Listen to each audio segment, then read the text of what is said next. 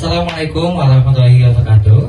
Salam literasi untuk kita semua. Selamat pagi teman-teman Volkap beserta masyarakat Kabupaten Malang yang sedang menyaksikan podcast GBK Ngobrol bareng Volkap. Pada pagi hari ini kita kedatangan tamu luar biasa, tamu istimewa, sang penggerak literasi di Kabupaten Malang. Beliau adalah Bunda Literasi Kabupaten Malang, Ibu Dr. Nur Faiza Mainovi, Magister Kesehatan. Selamat pagi Ibu. Selamat pagi dengan Mas siapa saya? Rifandi. Mas Rifandi. Pagi ini kita mau ngobrol tentang apa ya? Tentang literasi, Tentang seputar literasi. Ya.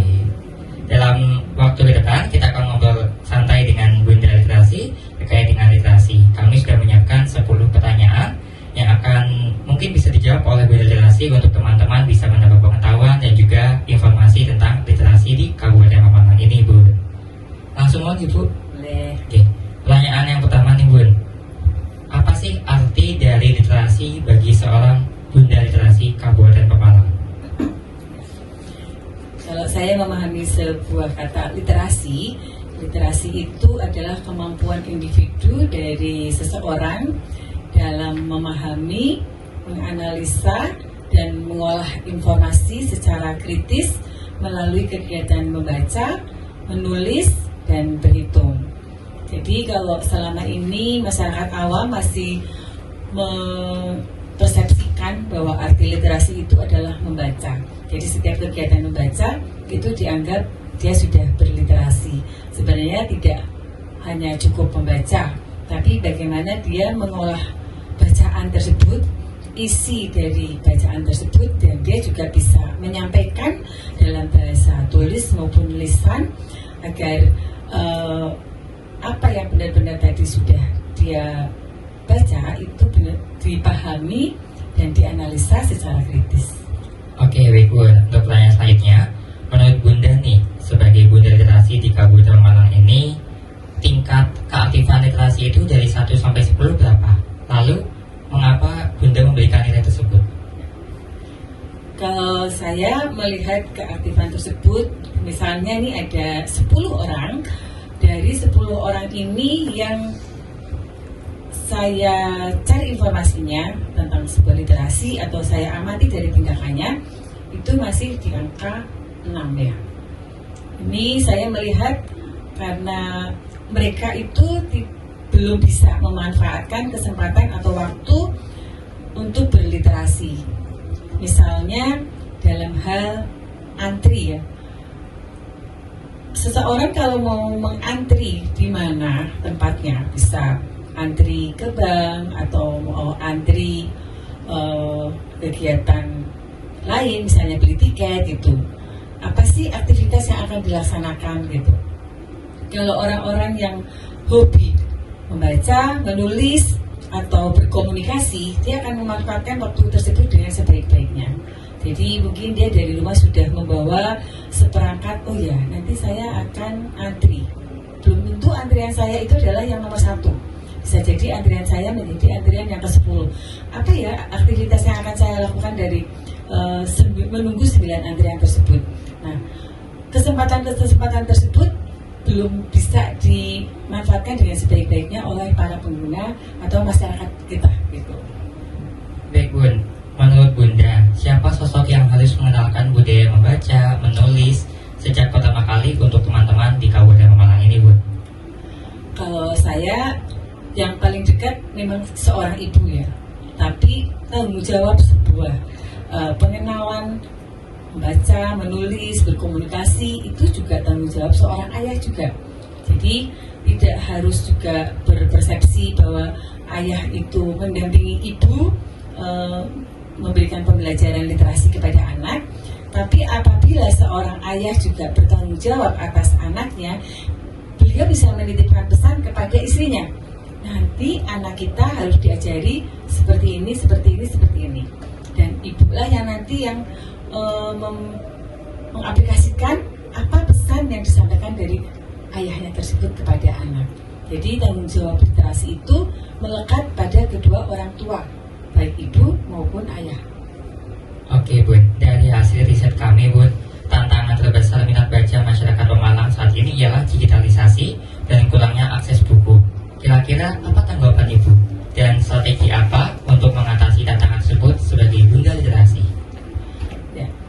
digitalisasi, mungkin yang dimaksud gadget ya. Sebenarnya kalau misalnya lebih ke arah game gitu ya. Sebenarnya kalau misalnya digitalisasi, kita juga ada ya bentuk literasi yang dalam bentuk digital gitu kan. Kita ada gadget yang setahu saya namanya Kindle, itu gadget yang khusus membaca. Jadi di situ ada banyak bisa download atau beli buku secara online dan kita membaca. Tulisannya juga tulisan seperti buku. Jadi kalau tulisan di buku itu kan cukup besar-besar ya. Tapi kalau misalnya kita menggunakan gadget yang terutama handphone ukuran standar, bukan yang tablet, itu tulisannya lebih kecil-kecil. Nah kalau misalnya yang digital khusus membaca, itu tulisannya sama seperti buku real. Jadi dan warnanya itu juga sama seperti kalau kertasnya kertas buram, nah, gitu ya. Jadi secara kesehatan tidak mengganggu mata karena tidak ada pencahayaan yang cukup besar ke mata, kemudian konsentrasi retina itu juga bisa terukur. Jadi kalau misalnya kita banyak menggunakan gadget yang bentuk ini untuk main game, itu mata bisa astigmatisme atau dengan gangguan refraksi yang lain gitu. Jadi kalau misalnya masyarakat itu mau menggunakan digital dengan bijak, itu bisa dengan mencari informasi-informasi tentang literasi dari digital tersebut. Tapi kalau misalnya game, itu kadang-kadang kita merasa pada saat kita santai, kita bisa pegang gadget dari lepas kegiatan, kita memang ingin refresh ya. Apa sih yang bisa untuk refresh bergadget? Ya mungkin yang paling mudah adalah download dari game gitu kan. Tapi kembali lagi kepada masing-masing individu mau memanfaatkan digital tersebut dengan cara bijak yang seperti apa gitu. Tapi kecenderungannya memang masyarakat dalam memegang digital, terutama dalam game, itu mereka terkesan lebih besar daripada pemanfaatan untuk hal-hal yang lebih bijaksana.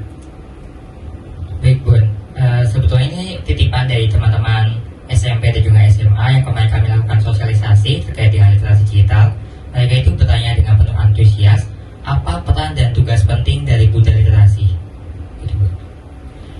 Peran saya di sini tentunya khususnya untuk literasi sebagai Bunda Literasi Kabupaten Pemalang ya, saya tentunya menghimbau kepada masyarakat Kabupaten Pemalang bijak-bijaklah menggunakan gadget dan kalau bisa memanfaatkan gadget tersebut benar-benar untuk upgrade diri untuk kemampuan kita. Jadi terserah ya, kita punya gadget kemudian kita mau memanfaatkan untuk konstruksi atau destruksi gitu kan, mau mengarah ke yang kegiatan baik atau kegiatan yang tidak ada manfaatnya. Jadi mestinya semua orang tua itu bisa memberikan pemahaman kepada anak tentang bagaimana dia menggunakan gadget yang baik. Jadi tidak harus 24 jam ditungguin sama orang tua, karena orang tua kan juga pasti punya kegiatan lain dan juga orang tua juga bisa menggunakan gadgetnya untuk kegiatan dia juga, kita kan untuk membuat konten-konten yang positif seperti itu.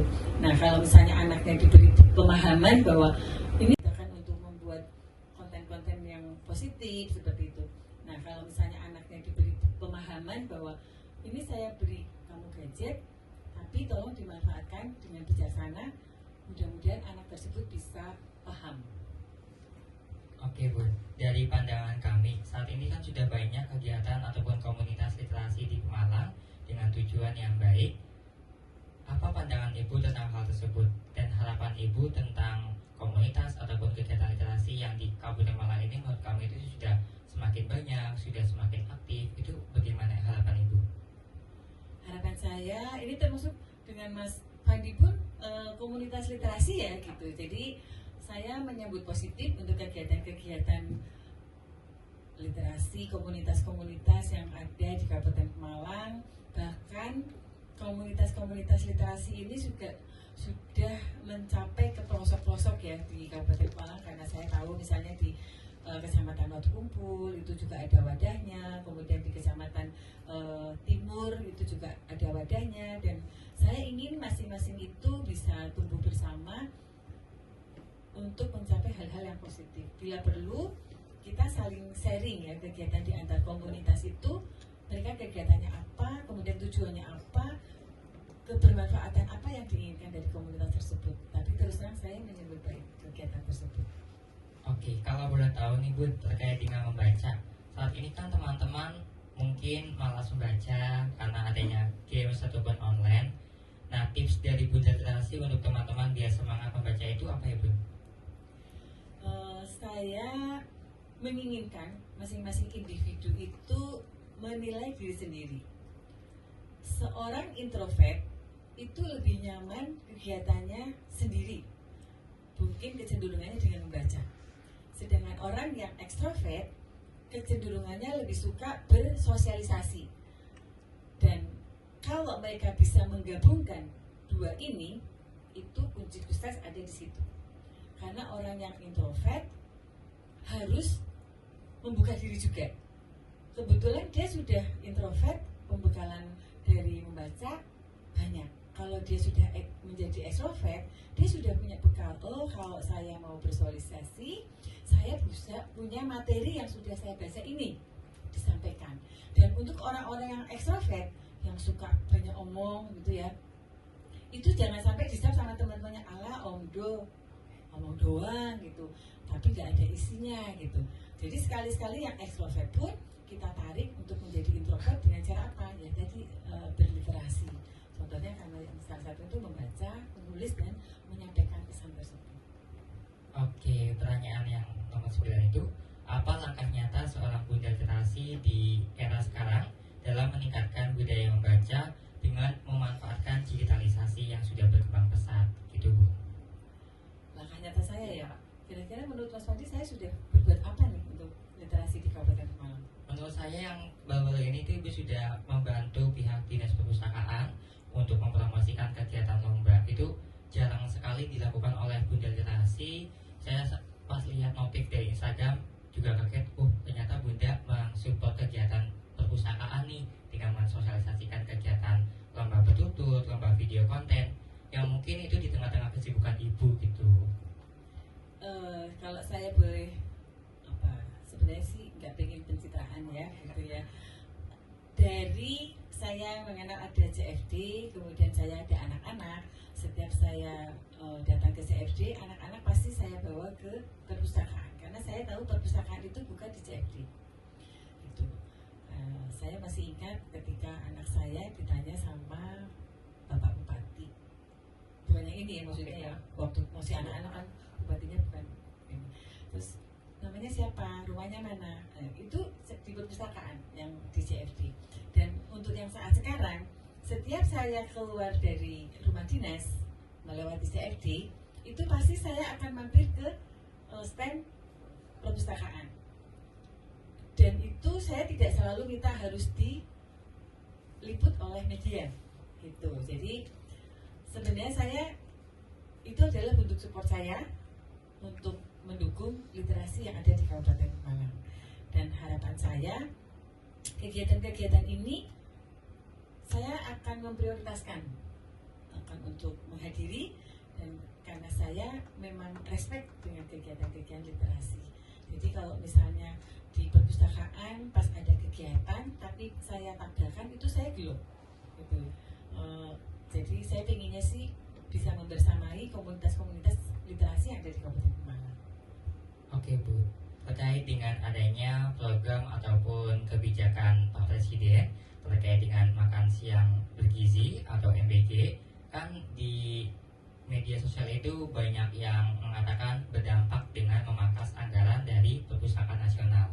Kira-kira Bu, apakah efisiensi anggaran itu berdampak di kabupaten untuk kegiatan literasi ataupun budaya membaca? Kalau masalah penganggaran itu untuk mengeluarkan tentang anggaran tersebut, itu antara eksekutif dan yudikatif itu sudah dirapatkan. Jadi kalau misalnya dari eksekutif menginginkan kegiatan-kegiatan ini dan itu tersampaikan di legislatif, itu berarti sudah melalui pembahasan. Dan kalau kan ada ketentuannya tuh, kalau misalnya untuk dana pendidikan berapa persen, kemudian untuk dana kesehatan berapa persen, itu kan sudah ada ketentuan, sehingga dan itu menjadi keputusan bersama antara eksekutif dan legislatif. Kalau kemudian keputusan MBG itu tercetus di pemerintahan yang sekarang harus mengeksekusi, itu pembahasannya kan sudah di legislatif, berarti itu sudah memenuhi persyaratan-persyaratan yang ditentukan dari undang-undang. Kemudian MBG sendiri judulnya adalah makan bergizi. Harapan pemerintah apa yang disajikan di MBG itu benar-benar yang bergizi, dan itu membantu untuk anak didik dia lebih bisa berhemat, tidak perlu uang jajan seperti itu, dan ini bisa untuk pemenuhan gizinya, tidak ada anak yang anemia, tidak ada anak yang kurang gizi, dan pada saat menerima pembelajaran mereka bisa lebih sehat lagi. Oke, untuk pertanyaan terakhir nih Bun, apa harapan Bunda untuk Kabupaten Pemalang ini sebagai seorang Bunda Literasi Kabupaten Pemalang? Kayaknya tadi pertanyaannya sudah saya juga ya, tapi mungkin ini lebih penegasan ya, gitu. Ya, saya sebagai Bunda Literasi di Kabupaten Pemalang, harapannya semakin banyak komunitas-komunitas literasi, terutama seperti Mas Fadi ini bisa memanfaatkan waktu libur ini. Kita di waktu libur loh ya, podcastnya ini, tapi ternyata teman-teman di sini mau memanfaatkan menjadi kegiatan yang positif. Harapan saya komunitas ini akan semakin banyak dan kita bersaing secara sehat. Luar biasa teman-teman, beri tepuk tangan yang meriah untuk Bunda Literasi kita. Baik Ibu, terima kasih atas pertanyaan yang telah dijawab dengan antusias. Terima kasih atas waktu yang telah diluangkan. Kesimpulannya buat kita teman-teman, tantangan literasi itu nyata, tapi harapan dan juga dukungan dari pemerintah terkait kebijakan dan juga kegiatan itu sangatlah nyata. Maka dari itu kami mengajak masyarakat Kabupaten Malang untuk terus membaca dan memanfaatkan digitalisasi, serta ayo berkunjung ke perpustakaan. Begitu Ibu? Ya, harapan saya juga semakin banyak yang berkunjung ke perpustakaan. Apalagi saya lihat sekarang gedung perpustakaannya kan udah baru, udah nyaman sekali gitu kan. Ayo manfaatkan perpustakaan ini untuk mencari literasi yang bagus, karena pilihannya ada banyak sekali. Harapan saya seperti itu, dan kita menjadi anggota perpustakaan karena gratis gitu ya. Jadi itu juga akan meningkatkan pendidikan di Kabupaten Malang. Oke, mungkin ada pesan ataupun kalimat penutup buat teman-teman masyarakat Kabupaten Malang dalam podcast kali ini, Bu? Ya, tadi yang saya menghimbau, mari kunjungi perpustakaan Kabupaten Malang. Kita bisa mendapatkan tempat-tempat, spot-spot yang nyaman di perpustakaan ini untuk bisa lebih menggali literasi dan bisa tersampaikan nanti di kehidupan bermasyarakat. Oke, terima kasih Ibu. Sekian dari kami, saya Rifan Degusrianto, selaku Ketua Umum Forum Literasi sebagai host, bersama Bunda Literasi pamit undur diri. Mari kita wujudkan Pemalang sebagai kabupaten yang gemar membaca untuk menyongsong Pemalang yang bercahaya. Ingat, satu buku dapat mengubah satu generasi. Wassalamualaikum warahmatullahi wabarakatuh. Jalan-jalan ke rumah Bu Asih. Pulangnya mampir ke toko buah. Cukup sekian, terima kasih. Sampai jumpa di kegiatan lainnya.